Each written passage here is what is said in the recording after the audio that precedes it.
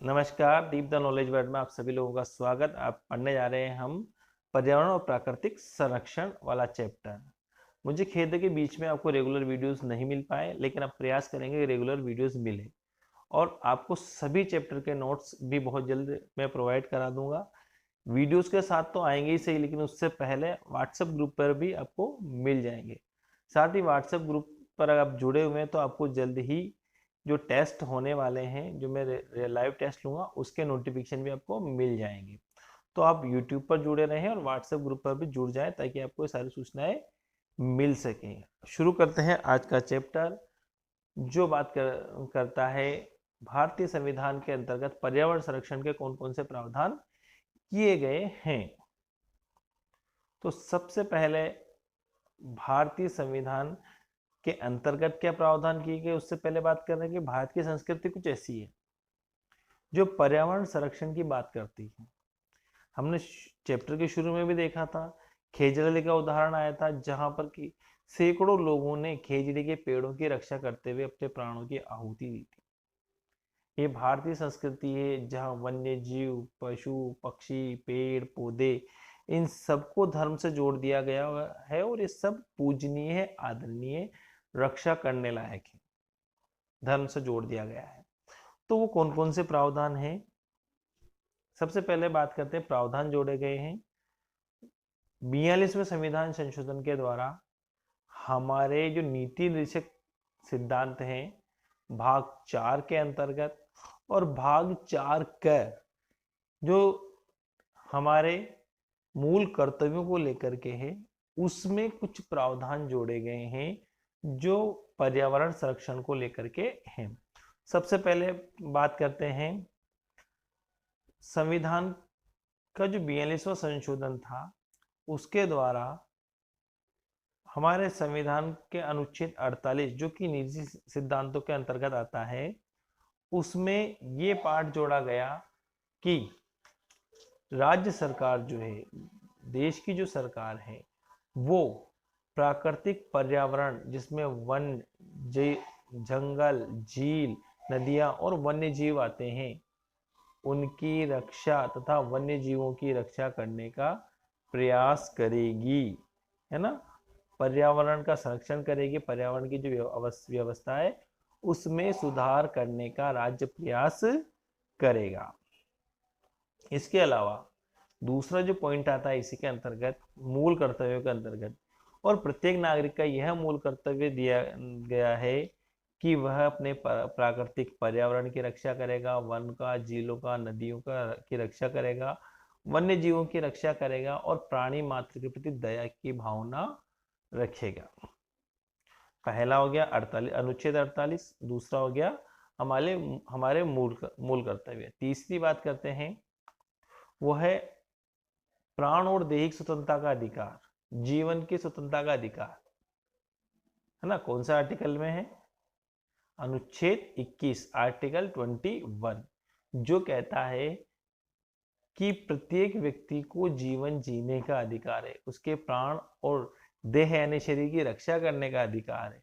और इसी अधिकार का विस्तार से व्याख्या करते हुए सुप्रीम कोर्ट ने इस अधिकार में स्वच्छ पेयजल, स्वस्थ वायु मिलने का अधिकार भी इसमें डाल दिया है। यानी वो कहता है कि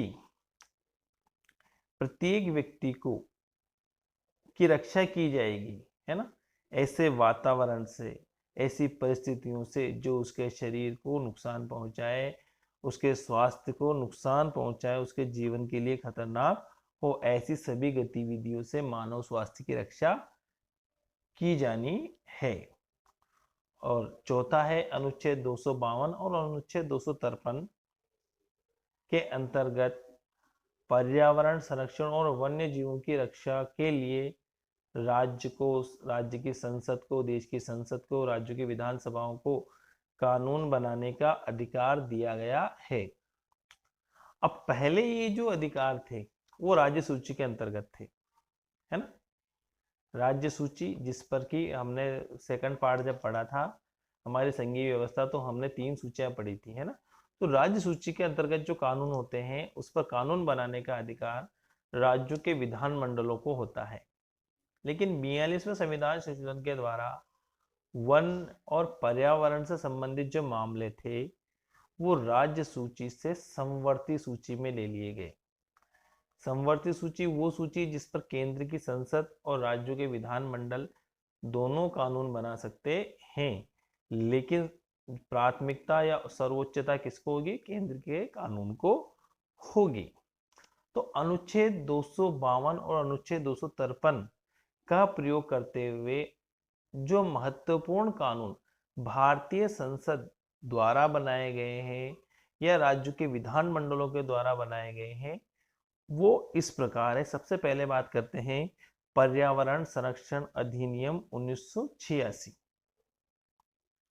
23 मई 1986 को राष्ट्रपति के द्वारा यह प्रावधान जो पर्यावरण की सुरक्षा को लेकर के था, इसमें पर्यावरण की रक्षा को लेकर के बहुत सारे प्रावधान थे। 23 मई 1986 को राष्ट्रपति के द्वारा इसे पारित कर दिया गया, इस पर हस्ताक्षर कर दिए गए थे।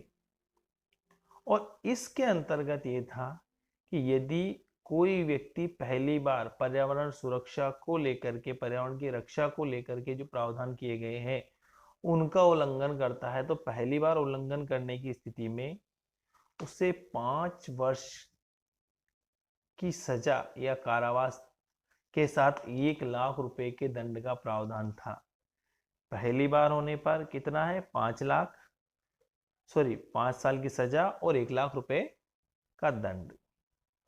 अगर वही व्यक्ति बार बार पर्यावरण सुरक्षा के जो प्रावधान किए गए उनका उल्लंघन करता है तो ऐसी स्थिति में 7 साल का कारावास और 5,000 रुपए प्रतिदिन का दंड उसे दिया जा सकता है। ध्यान रखिएगा 5,000 रुपए हैं, लेकिन ओवरऑल नहीं, पर डे, यानी हर एक दिन के 5,000 रुपए का दंड उससे वसूल किया जा सकता है, जुर्माना उससे वसूल किया जा सकता है। अगर किसी भी व्यक्ति को लगता है कि किसी व्यक्ति ने, संस्था ने या कंपनी ने इन प्रावधानों का उल्लंघन किया है तो वो 2 माह के भीतर, उल्लंघन होने के 2 माह के भीतर, है ना, इसकी शिकायत कर सकता है, इसके खिलाफ मुकदमा दायर कर सकता है।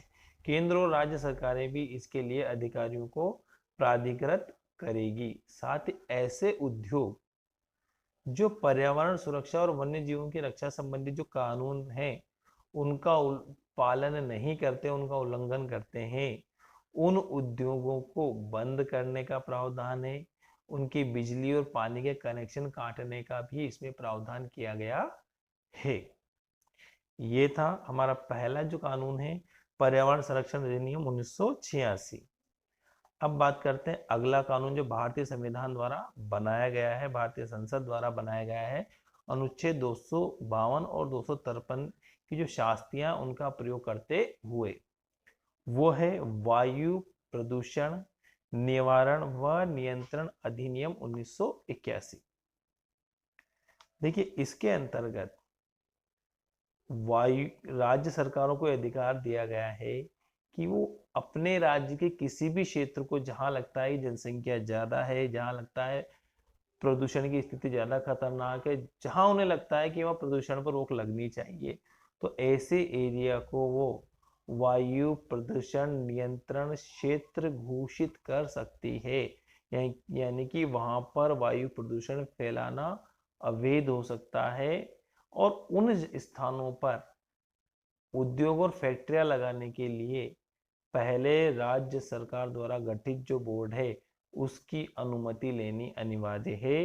और जब कोई उद्योग उसकी अनुमति लेगा तो उसे लिखित में गारंटी देनी होती है कि वह पर्यावरण के जो मानक है, जो अधिनियम है, उनका पालन करेगा और उस क्षेत्र में पर्यावरण प्रदूषण नहीं फैलाएगा, विशेष तौर से वायु प्रदूषण नहीं फैलाएगा। अगर ऐसा किया जाता है, अगर कोई प्रदूषण फैलाता है कोई औद्योगिक संस्था, तो उस संस्था को, उस उद्योग को बंद करने का, उसकी नल और लाइट का कनेक्शन काटने का भी अधिकार राज्य सरकार को है, दंड स्वरूप।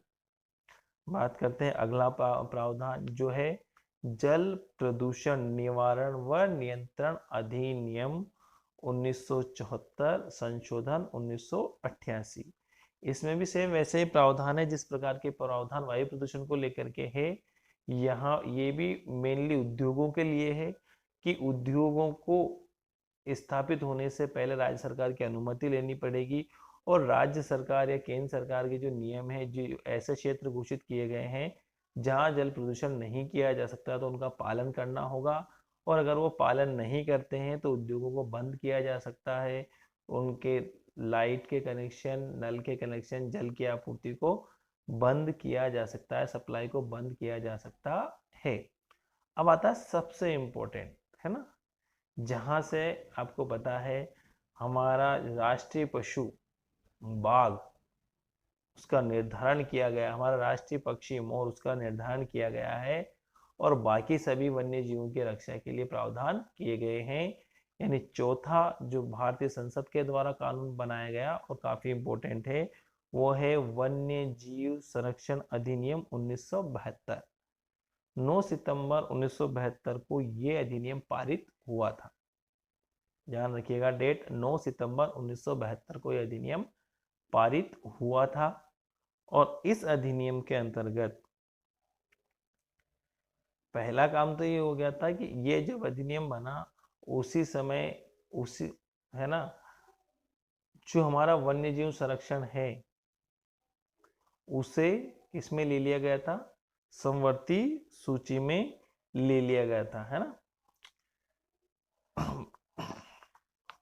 उससे पहले आपने 42वां संशोधन देखा ही है, तो उसमें इसे समवर्ती सूची में ले लिया गया था। बात करते हैं इसमें क्या प्रावधान थे। प्रावधान यह था कि वन्य जीवों का संरक्षण एवं प्रबंधन करने की राज्य सरकार व्यवस्था करेगी कि वन्य जीवों का संरक्षण हो, उनका प्रबंधन किया जाए।